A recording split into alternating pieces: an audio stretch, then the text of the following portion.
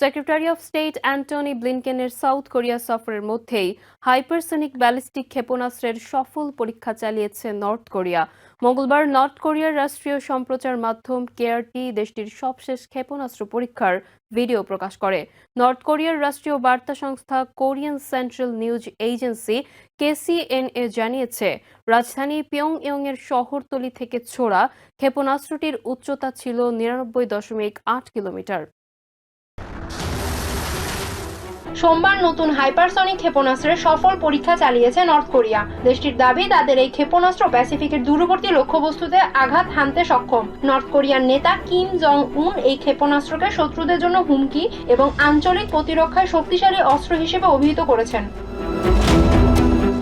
ক্ষেপণাস্ত্রটি লক্ষ্যবস্তুতে আঘাত হানার আগে শব্দের চেয়ে 12 গুণ বেশি গতিতে 932 মাইল পাড়ি দিয়েছে বলে মঙ্গলবার জানিয়েছে নর্থ কোরিয়ার স্থানীয় সংবাদ মাধ্যমগুলো।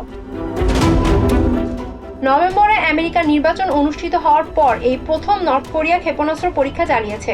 নর্থ কোরিয়ার রাষ্ট্রীয় বার্তা সংস্থা Korean central news agency KCNA প্রকাশিত একটি ছবিতে দেখা যায়, দেশটির নেতা কিম জং উন ও তার মেয়ে ক্ষেপণাস্ত্র উৎক্ষেপণ পর্যবেক্ষণ করছেন।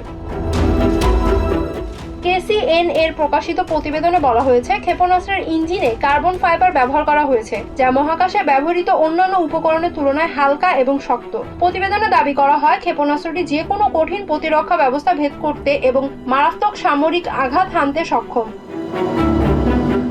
তবে সাউথ কোরিয়া ও আমেরিকার পক্ষ থেকে এই উৎক্ষেপণের নিন্দা জানানো হয়। সাউথ কোরিয়ার প্রেসিডেন্ট এই উৎক্ষেপণকে আঞ্চলিক ও বৈশ্বিক সুরক্ষার জন্য মারাত্মক হুমকি বলে অভিহিত করেন। পাশাপাশি ক্ষেপণাস্ত্রটি নিয়ে নর্থ কোরিয়ার দেয়া তথ্যকে অতিরঞ্জিত বলেও দাবি সাউথ কোরিয়ার।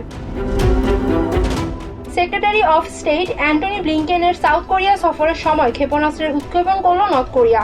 এর আগে ব্লিনকেন মহাকাশ ও স্যাটেলাইট প্রযুক্তিতে অবৈধ সহযোগিতার বিষয়ে মস্কোর সাথে পিয়ংইয়ংয়ের গভীর সম্পর্ক নিয়েও সতর্ক করেছিলেন। Humaira Ira, TVN 24 news desk. New York থেকে সম্প্রচারিত TVN 24 টেলিভিশন বিশ্বজুড়ে বাঙালির কণ্ঠস্বর।